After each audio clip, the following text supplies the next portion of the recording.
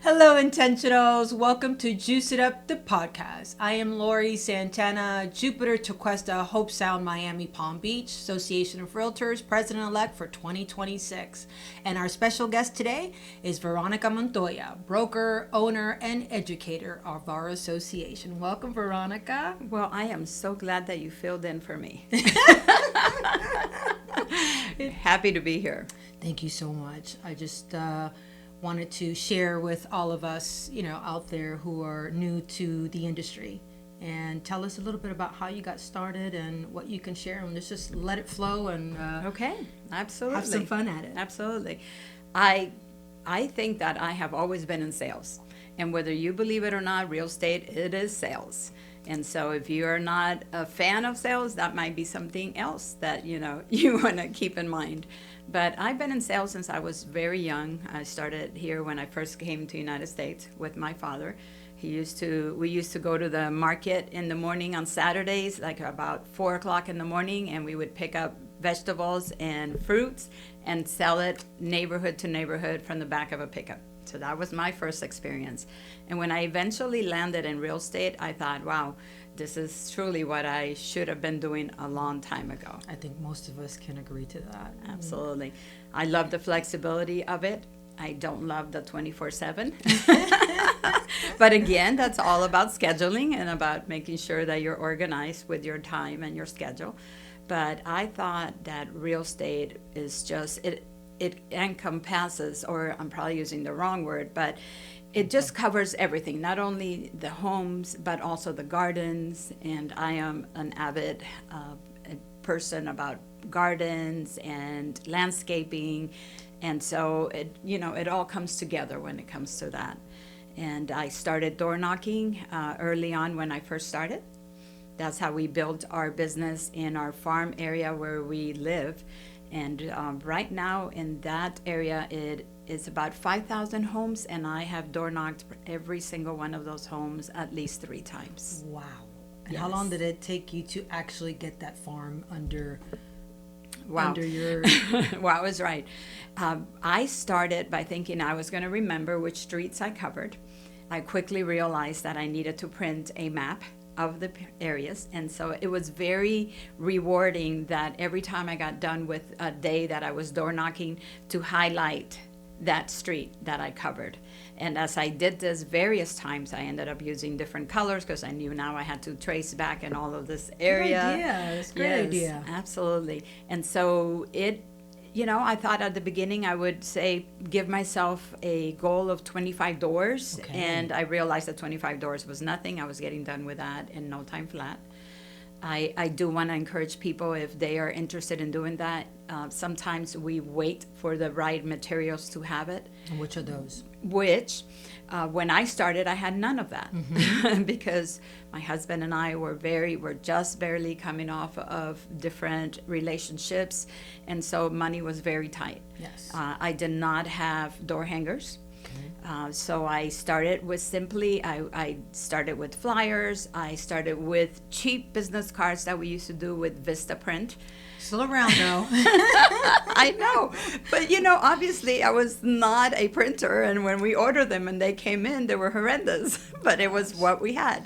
Well, all the technology wasn't in place as we have it now. That is so much Correct. easier for us to create, right? Exactly.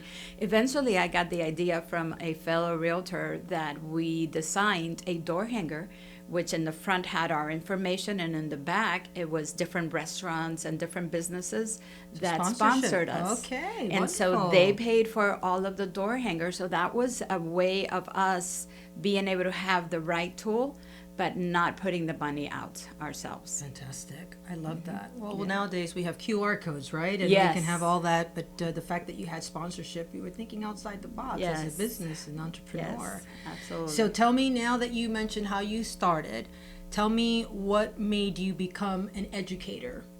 Absolutely.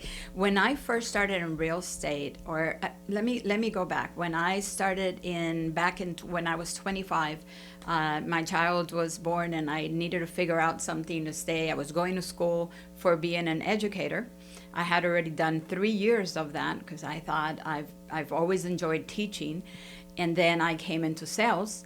And I thought, wow, this is really a great opportunity because I had no constraints on when I can take a vacation, when I can do this. And that's what sales did for me.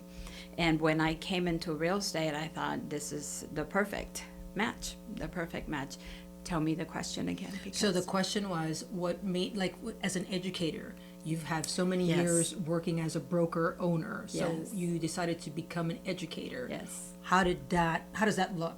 How did that look? It was the next natural step because I never got to get licensed or not licensed, but to be an educator, a teacher. Mm-hmm. And when I heard that this was available within the real estate industry, I thought, oh my gosh, this would be perfect. Mm-hmm. Yes. And naturally, as we start in this business and we learn things, we want to teach others those things, whether they're in our brokerage, anybody that needs help, we're there as educators to be able to help them. He's very passionate about Yes. it. I agree with that. I'm one of those people that love to learn and help those. Yes. And we want to talk about specializations, of course, for those who are listening and they just got their license. Most people are like, okay, what do I do now? Mentorship. Did you have a mentor? I know I always looked upon, people that I looked at and said, wow, can I do this? I like how they're doing it. And therefore, reached out and said, what do you think, if I do it this way, give me your thoughts on it. And so tell Absolutely. us, what do you think about mentorship? I think mentorship is crucial. So many times, and not even just in real estate, any businesses that I had that I was starting out with, I had one mentor, and particularly the lady that owned the company, Mary Crowley, that was with Home Interiors and Gifts, and she would tell us, find someone that is who you want to become, and you just start looking at that person and emulating everything that you can. Whether you start dressing the part, you start speaking the part. And so you put yourself there, you envision yourself there. And that is what a mentor really is for you. They teach you how to get to that point that you have to, in order to get, whether that is to be selling 100 homes a year or selling one a month. Absolutely. Whatever that is for you, that's what a mentor will work in getting you to. That is so wonderful to, share that. I know that, we have so many specializations. We have, luxury, we have condos, residential, commercial, land, auction, and so on and so forth. And so as a new agent, what do you recommend for them to, have the taste of? Yes. And not get so anxious as to, my goodness, it's so much and I don't know where to start and everything looks so wonderful, but how do I get there? What do you recommend? Well, I teach a class that is called Newly Licensed Now What? Love it. And that is a great class to start out with. You're going to need to do some hours anyways for your continuing education, so why not start with something like that? Especially at the beginning, that we're not so busy because we don't have the clientele yet. That this is a great place to start. It helps you with the business plan. It helps you to set SMART goals. Do you remember SMART acronym? Tell us what the SMART acronyms are. We have some time. So, the SMART goals, when we teach that class, we said we need to be specific in what we are setting ourselves our goals for. They need to be measurable for M. They need to be attainable. They have to be relatable, or they have to be, something that we can do. And then your T is they have to be within a time limit. And so when you're setting goals, we work in this class about making sure that you're setting goals that are realistic. And that are, and that you're not just putting so much out there on yourself because you're starting and you want to be this person, and then next thing you know, you're getting frustrated. It's a lot of pressure when you put a goal that you really can't reach and so forth. And having someone on your side, especially a particular brokerage, not even just a brokerage, but a person that has a business. And ask them, hey, you have a business, and tell me how you started the business. And even though it's not related to real estate, it's always important to get feedback, right? And just ask the common question that a lot of people do not want to ask. And I appreciate you sharing that, because many people right now who are watching are saying, okay, who can I ask, and not feel like, silly questions that, there's no silly questions, right? Yes. And any question that you ask, it's always nice to hear different people answer it, right? Yes. It's so funny that you say that, because when I started this business with my husband. He had been a realtor. He was a builder, way ahead of me. He's been doing this. So he taught me one day how to do this form. And when I went back to him to get help again, he said, I already told you once. You should know this. I quickly realized I needed a different mentor. And that happens, and that's okay. Absolutely. That is okay, ladies. Because at the end of the day, not everybody is an educator. Not everybody's passionate about certain things, or even patience. Some people just don't have that hat to do, and it's okay to say. He's never been accused of being patient. So of course, and that happens to all of us in Yes. every walk of life. And so, tell us about certifications that you can recommend those who are watching, that educate yourself in that manner, and why. Absolutely. When you are just newly licensed, your best bet is to try to get your GRI courses done. Explain what GRI is. GRI is Graduate of Real Estate Industry. And thank you for... No, because so many acronyms, they're not It familiar is. with. So depending And on, that is they could absolutely be right. watching us in a different, Yes. country, and they're not Yes. familiar with the Correct. acronyms. So GRI is, if you are newly licensed, start with that. Right there, and then you can get your 100 series. There's 3 different series. There's 100s, 200s, and 300s. Your 100 series satisfies your 45 hours of your education post-license. Post-license education. So I would recommend that one greatly. I would recommend understanding the buyer-broker agreement, which is something that I also teach. It's incredible how many people are afraid to use that document. Tell them a little bit about it, and how long is the class? Yes, the classes. And what is consistent after the fact? Absolutely. The Understanding the Buyer Broker Agreement, it's a 3 CE class, continued education class, and we focus on understanding the different agreements that we have, how to work with the buyers, and it's not just forms when it comes to that, but how do you work with a buyer? And what is the best angle sometimes to speak with someone? Because not every time, for example, I am a Taurus, I am direct, I want you to just tell me what I need to get to. I don't need to see all those forms, I don't need to see anything. Do you relate with something like that? Okay. At times, yes, at times. But then, like you said, buyers. Yes. So most buyers, for those 8, people who are watching, of course, buyers, this is how we decide if we're going to be a buyer's agent, a seller's agent, and so forth. So this is the class that she's, that Yes. Veronica's referring to. So continue on, because it is one of those classes that you say, wow, do I want to be a buyer's agent? Yes, You know? yeah. And it's not just about being a buyer's agent. And at the end of the day, my husband and I usually end up where if we are very listing heavy, we tend to have more listings. But normally at the very beginning, you are usually 50-50. Where for every listing, you're going to pick up a buyer, because it just happens naturally. And so you need to know your forms. You need to know that we have an exclusive buyer broker agreement, that we have a showing agreement.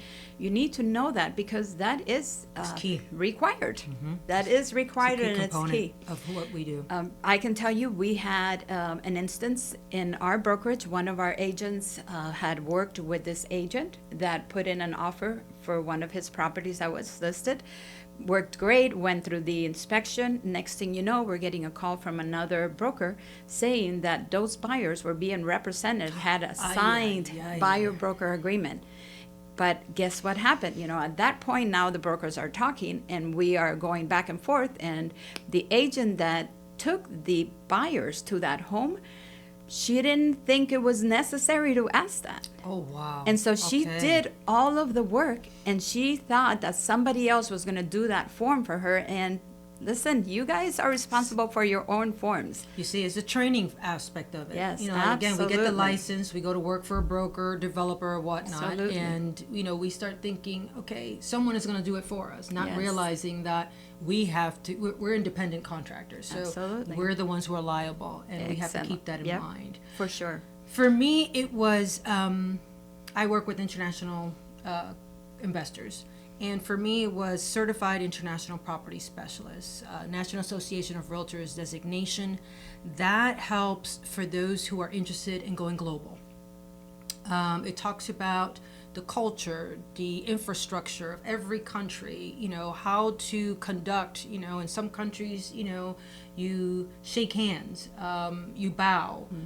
There's certain things that, all of us need to understand. And that is the key component for me in my business. And I learned that, the first year that I got my license. And these are things that, go into the National Association of Realtors website and get familiar with what they offer. And that's one of the things. Yes. Also, we have HFR also, which is Home Finance Resources, HFR. You see, it was an acronym. We get used to acronyms and we're not familiar with what it says. And that helps to understand financing, right? It helps to understand a little bit about what mortgages are. And for us also to know that when we're buying something as investors or whatnot, what it entails without having to, immediately call someone. You have that, information. And so there's so much that, we have to offer as real estate agents, brokers, just to get, all the specifics and be, the specialist, if you will. And so with that being said, I want to ask you one question before we finish. Okay. What would you recommend newbies or just people in general who are in our industry to have on a daily basis? To have on a daily basis? Coffee. That's a given, and I love that. And in the afternoon, maybe a glass of wine. You know what? You need to have patience with yourself. Absolutely. You need to have clear goals, and you need to give yourself a timeline and be okay with not attaining everything at once. Don't compare yourself to anyone else. Indeed. You are your own person. You do your business the way that it's natural to you, not the way that others do it just because they look like they're successful. You need to make sure that you don't become a professional student. We tend to do that at the beginning. Next thing you know, we're doing a class every day and we're not out looking for the business. And that happens all the time. And, when you start working on your business, you will see that the business will come. You have to just continuously let people know that you're in real estate. Don't become a secret agent.